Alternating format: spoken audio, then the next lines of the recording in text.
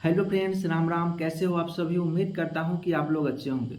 आज मैं बात करने वाला हूं एसएससी जीडी में एनआईए का जॉब प्रोफाइल, मतलब नेशनल इंटेलिजेंस एजेंसी। एनआईए का फुल फॉर्म होता है नेशनल इंटेलिजेंस एजेंसी। तो इसका जॉब प्रोफाइल के बारे में इस वीडियो में बताने वाला हूँ। जैसा कि पिछले वीडियो में सीआरपीएफ के बारे में जॉब प्रोफाइल बताया, उसके बाद फिर इसमें असम राइफल के बारे में बताया। आज मैं इस वीडियो में एनआईए के बारे में बताने वाला हूँ। से इसमें क्या ड्यूटी होती है, सैलरी कैसा है, छुट्टी कैसा है, प्रमोशन क्या क्या इसमें फैसिलिटी दी जाती है, जो अदर फोर्स में दी जाती है वो फैसिलिटी इसमें दी जाती है या नहीं दी जाती है, इसका सिलेक्शन प्रोसेस क्या है, इसमें एज लिमिट क्या है। मतलब इन सारे टॉपिक को लेकर के एक वीडियो लाया हूँ। तो वीडियो को स्किप ना करें और वीडियो के लास्ट तक बने रहें ताकि आपको पूरी तरीक़ा से जानकारी मिल सके। तो सबसे पहले इसमें बात करते हैं सिलेक्शन प्रोसेस की। इसमें सिलेक्शन प्रोसेस क्या है? तो इसमें पहले एग्जाम होगा, उसके बाद फिजिकल होगा, डॉक्यूमेंट वेरिफिकेशन होगा, मेडिकल होगा। अगर मेडिकल में पास नहीं करते तो फिर री मेडिकल होगा। ये इतना प्रोसेस इसमें है। तो इसमें जो होता है योग्यता क्या होनी चाहिए। अगर आप 10वीं पास हैं तो आप इसमें फॉर्म को भर सकते हैं। और इसमें जो होता है एज लिमिट है 18 वर्ष से लेकर के 23 वर्ष के बीच अगर आपका एज है तो आप इसमें फॉर्म को भर सकते हैं एनआईए के लिए। अब इसमें बात करते हैं कि इसमें जो एग्ज़ाम होता है वो एग्ज़ाम के बाद आपका फिजिकल होगा। एग्ज़ाम जो होता है कंप्यूटर बेस्ड टेस्ट होगा, ऑफलाइन इसका एग्ज़ाम नहीं होता है, कंप्यूटर बेस्ड टेस्ट होता है। एग्ज़ाम में 1 घंटे का समय दिया जाता है। उसके बाद आपका फिजिकल होगा। फिजिकल में क्या होगा, आपका हाइट नापी जाएगी। हाइट कितना होना चाहिए? 170 सेंटीमीटर हाइट होनी चाहिए मेल के लिए, और फीमेल में 157 सेंटीमीटर हाइट फीमेल में होना चाहिए। उसके बाद बात करते हैं से आपका हाइट नापा जाएगा, फिर चेस्ट नापा जाएगा। 80 सेंटीमीटर नॉर्मल और 5 सेंटीमीटर का फैलाव होना चाहिए। 80 सेंटीमीटर हो गया आपका चेस्ट और 5 सेंटीमीटर नहीं फुला पा रहे हैं तो फिर आप उसमें पास नहीं हो पाएंगे। आपको उसी समय फेल करके वापस भेज दिया जाएगा। उसमें आपको कोई एक्सक्लूज नहीं मिलेगा, आपको मौका नहीं मिलेगा से आप ठीक करके लाइए, आप ज़्यादा बढ़ा करके लाइए। इसलिए पहले से बढ़ा लें। 5 सेंटीमीटर का फैलाव तो होना ही चाहिए, 80 से 85 सेंटीमीटर। उसके बाद बात करते हैं इसमें जो होता है रनिंग कितना होता है। इसमें रनिंग जो होता है 5 किलोमीटर का रनिंग होता है, 24 मिनट का समय होता है। मेल फीमेल दोनों इसमें फॉर्म को भर सकते हैं। और फीमेल के लिए जो होता है 1600 मीटर का दौड़ होता है, 8.5 मिनट का समय होता है। ये होता है इसका रनिंग का समय। अब बात करते हैं इसमें अगर आप फिर इसमें रनिंग पास कर लिए, फिजिकल पास कर लिए, तो फिर आपको मेडिकल होगा। मेडिकल में आपका डॉक्यूमेंट वेरिफिकेशन भी मेडिकल में भी हो जाएगा।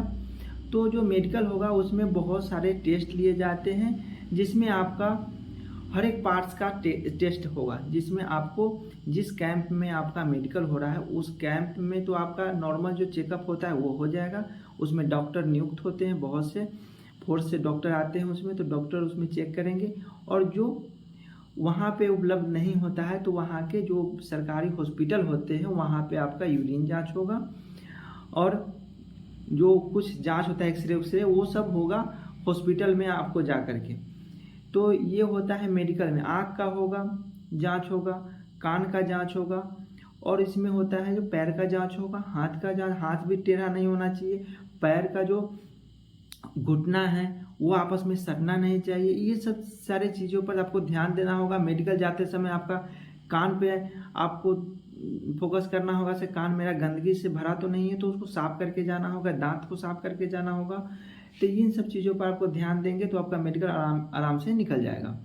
अगर कलर ब्लाइंडनेस आपको नहीं है, कलर ब्लाइंडनेस आपको अगर होगा तो फिर आपको उसमें कोई एक्सक्लूड नहीं दिया जाएगा, आपको फेल कर दिया जाएगा, क्योंकि उसमें री मेडिकल में कोई उपाय नहीं है। क्योंकि कलर ब्लाइंडनेस में इतना जल्दी कलर ब्लाइंडनेस नहीं ठीक होता। तो ये हो गया मेडिकल। इस सब सारे प्रोसेस से गुजरते हैं तो आपको जॉब पक्का मिल जाएगा। ये हो गया इसका प्रोसेस। अब बात करते हैं इसमें से ड्यूटी कैसा होता है एनआईए का। तो एनआईए का जो ड्यूटी होता है, आतंकवादी गतिविधियों को रोकने का कार्य जो होता है एनआईए करती है। आतंकवादी जो गतिविधि होता है उसको रोकने का काम कौन करता है? एनआईए करता है। उसके बाद करते हैं कहीं भी रेड करना होता है तो वहाँ पे एनआईए जाती है। ऐसे एनआईए का जो काम है रेड करना होता है। हथियारों की स्मगलिंग जो होता है उसको रोकने का काम होता है। घुसपैठियों को रोकने का काम, जैसे किसी भी घुसपैठी, जो भी घुसपैठ है, जो अपने देश के अंदर घुसपैठी करते हैं, उस पर नज़र रखने का काम जो होता है वो एनआईए का होता है। और फेक करेंसी, जो भी फेक करेंसी है उस पर नियंत्रण करने का, उसको रोकथाम करने का काम जो होता है वो एनआईए का काम होता है। कहीं पर भी आतंकवादी अटैक होता है तो वहाँ का जांच के लिए एनआईए को बुलाया जाता है। एनआईए वहाँ पर जा कर के वहाँ का जांच करता है, से कैसे उसमें क्या क्लू है, उसमें क्या पॉइंट मिला है, तो उसको जांच करने का काम जो होता है एनआईए करता है। खुफिया जानकारी इकट्ठा करने का काम भी एनआईए करता है। तो ये सब जो ड्यूटी है एनआईए का ड्यूटी होती है। अब बात करते हैं सैलरी की, तो इसकी पोस्टिंग हमेशा सिटीज़ में होती है, जिसके कारण जो एचआरए होती है वो अच्छी खासी एचआरए मिलती है। किसका? एनआईए का। इसके अंदर एक स्पेशल अलाउंस दिया जाता है। वो क्या है? वो है बेसिक का 20% अलाउंस आपको एक्स्ट्रा दिया जाता है। अदर फोर्सेस से अलग इसमें अलाउंस जो दिया जाता है 20% एक्स्ट्रा बेसिक का दिया जाता है। इसमें जो ट्रेवलिंग अलाउंस भी दिया जाता है। इसमें बेसिक और सभी अलाउंस को मिलाइएगा तो 40,000 से ऊपर सैलरी बनती है। इसमें जो होता है अदर फोर्सेस में जो होता है, अदर अर्धसैनिक में हो जाता है, रिक्स अलाउंस मिलता है, तो वो इसमें रिक्स अलाउंस नहीं मिलता है, क्योंकि इसमें जो होता है, जो इसका ड्यूटी होता है, जिसका बटालियन होता है ज़्यादातर सिटी में होता है, तो वहाँ तो रिक्स होता ही नहीं है, तो उस प्रकार से इसमें रिक्स अलाउंस नहीं दिया जाता है, जिसके कारण इसका सैलरी तो अच्छी खासी होती ही है, लेकिन उतना नहीं होती है जो रिक्स वाले जगह पे जो फोर्सेस ड्यूटी करती है। ये हो गया इसका सैलरी, लेकिन 40,000 प्लस सैलरी इसमें होती है। अब बात करते हैं इसमें प्रमोशन की। अगर आप सर्विस 5 साल हो गया, अगर आपका सर्विस जो है 5 साल हो गया है, तो आप डिपार्टमेंटल एग्जाम दे सकते हैं कांस्टेबल से हेड कांस्टेबल के लिए, और एएसआई के लिए देने के लिए आपका 5 साल सर्विस होना चाहिए। तो फिर एएसआई के लिए आप एग्ज़ाम दे करके डिपार्टमेंटल, उसमें अगर आप में वो क्षमता है, आप में वो कैपेसिटी है से हम एग्ज़ाम क्वालिफाई कर सकते हैं एलडीसी के थ्रू, तो आप उसमें जा कर के अपना अगला रैंक ले सकते हैं, ऊपर के रैंक ले सकते हैं। इसमें अगर आप वैसे नहीं लेते हैं तो इसमें सीनियरिटी जो होता है वैसे इसका सीनियरिटी बेसिस पर प्रमोशन होता है। जैसे कोई सीनियर है, जैसे आप हैं, भर्ती जब हुए हैं, आपसे कोई 1 साल पहले भर्ती हुआ तो पहले उसका प्रमोशन होगा, उसके बाद ऐसे सीनियरिटी बेसिस पर प्रमोशन इसमें दिया जाता है। इसमें प्रमोशन जो होता है बहुत जल्दी होता है, जैसे असम राइफल में प्रमोशन बहुत ही स्लो होता है, उस प्रकार से इसमें नहीं होता है। इसमें जो प्रमोशन होता है बहुत फास्ट होता है। अब बात करते हैं जॉब लोकेशन की। इसका जॉब लोकेशन कहाँ कहाँ पे है? तो इसका जो ब्रांच है बहुत सारे जगह पे, जो बहुत सारे ऐसे सिटी है जहाँ पे इसका ब्रांच देखने को मिलता है। तो इसका ब्रांच जो है, पहले तो इसका दिल्ली, उसके बाद हैदराबाद, गुवाहाटी, कोची, लखनऊ, कोलकाता, मुंबई, रायपुर, जम्मू, चंडीगढ़, रांची, चेन्नई, इम्फाल, ऐसे कई सारे ब्रांचेज है एनआईए की। तो ये हो गया इसका ब्रांचेज। इसका जो हेड ऑफिस होती है वो दिल्ली में रहता है। हेड ऑफिस जो होता है वो दिल्ली में होता है एनआईए का।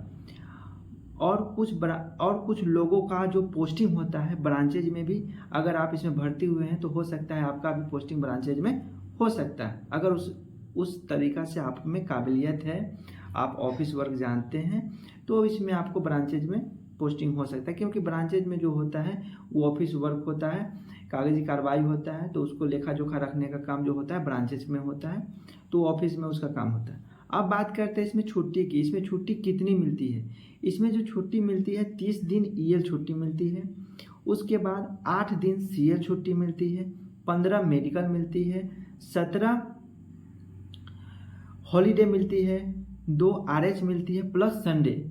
हर एक संडे को इसमें छुट्टी मिलती है। इसमें जो होता है संडे को छुट्टी मिलती है। इसमें 12 महीने की जगह 13 महीने की सैलरी मिलती है। इसमें गन के साथ जो ड्यूटी होती है वो नहीं होती है। इसमें सिविल कपड़ों में विदाउट गन के साथ ड्यूटी करनी होती है, क्योंकि ये जो होता है जहाँ पे भी ड्यूटी करती है वहाँ पे उस स्टेट का जो पुलिस होता है वो हेल्प के लिए उसके साथ होता है।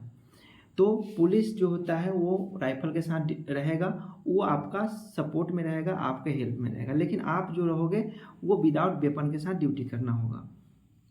इसमें सिविल ड्रेस में ड्यूटी होती है, आपका कोई वर्दी ड्रेस नहीं होगा उसमें, क्योंकि आप एक मिशन पे जा रहे हैं तो आपको सिविल ड्रेस में रहना पड़ता है। तो ये इसका ड्यूटी हुआ। अब बात करते हैं इसमें अदर बेनिफिट की। अदर बेनिफिट इसमें आपको क्या क्या मिल सकता है, तो आपको इसमें स्पेशल अलाउंस जो मिलता है बेसिक का 20%, ये आपको अलग से मिलता है, जो दूसरे जो अर्धसैनिक बल होते हैं उसको नहीं मिलता है। ये जो होता है एनआईए को ही मिलता है, बेसिक का 20% जो अलाउंस होता है। उसके बाद ट्रेवल अलाउंस मिलता है, 13 मंथ का सैलरी मिलता है। जैसे अदर को, जैसे सीआईएसएफ को तो 13 महीने का मिलता है, लेकिन अदर जो भी अर्धसैनिक है उसको 12 महीने का सैलरी मिलता है। लेकिन ये जो है एनआईए, इसको 13 मंथ का सैलरी दिया जाता है 12 मंथ की जगह पे।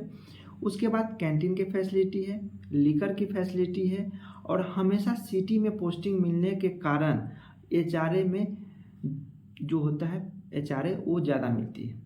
उसके बाद मेडिकल फैसिलिटी मिलती है। इसमें एनपीएस स्कीम लागू है, national pension system, new pension system ये लागू है। उसके बाद फैमिली फैसिलिटी भी मिलेगा, क्योंकि इसका जो भी ब्रांचेज है, जो भी बटालियन है, जो भी ब्रांचेज है, तो ब्रांचेज में आप फैमिली को रख सकते हैं, चाहे आप बाहर किराए पर कमरा लेकर के, फ्लैट लेकर के आप फैमिली को रख सकते हैं, क्योंकि वो जगह जो होता है सेफ जगह होता है, तो वहाँ पे फैमिली रखने का मौका आपको बहुत ही अच्छी मिलती है। अब बात करते हैं मेडिकल फैसिलिटी की, तो मेडिकल फैसिलिटी आपको मिलेगी जैसे अदर पैरामेट्रिक को मिलती है, उसी प्रकार से एनआईए को मेडिकल फैसिलिटी दी जाती है। खुद का, अपने परिवार में बच्चा, बीवी, माँ बाप का इलाज आप करा सकते हैं, कैशलेस ट्रीटमेंट करा सकते हैं, क्योंकि एक केंद्र लेवल का नौकरी होता है, ये स्टेट गवर्नमेंट का नौकरी नहीं है, ये केंद्र लेवल का नौकरी। तो इसमें मेडिकल फैसिलिटी जो अदर फोर्सेस को दी जाती है वो आपको भी दी जाएगी, एनआईए को भी दी जाएगी।